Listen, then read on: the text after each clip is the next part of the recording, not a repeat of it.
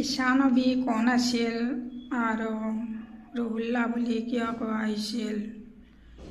এই সময়ত মৰিয়াম বিবিয়ে মছজিদৰ পৰা ওলাই গৈ ফুলৰ বাগানত ফুৰি আছিল।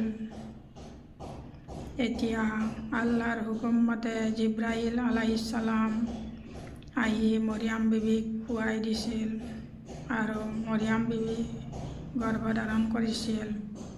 এই সময়ত এচাম মানুহে মৰিয়াম বিবিক ব্যভিচাৰিণী আখ্যা দিছিল। তেতিয়া মৰিয়াম বিবিয়ে আল্লাহৰ ওচৰত ফৰিয়াদ কৰিছিল যে মই কোনোদিন কোনো মানুহৰ ওচৰত যোৱা নাই, মোক এনেকুৱা কিয় কৰিলি? মানুহৰ অত্যাচাৰ সহিব নোৱাৰি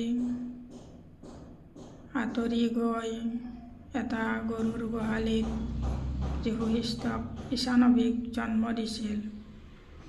যিসকলে অৰ্থাৎ খ্ৰীষ্টানসকলে ঈশা নবীক যীশু খ্ৰীষ্ট হিচাপে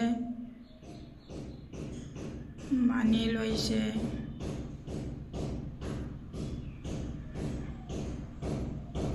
যীশু খ্ৰীষ্টক সেই সময়ত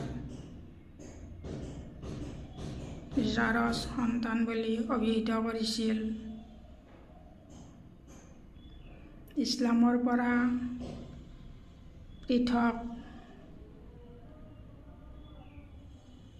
যীশু খ্ৰীষ্টক খ্ৰীষ্টিয়ানসকলে আল্লাহৰ বেটা বুলি কয়।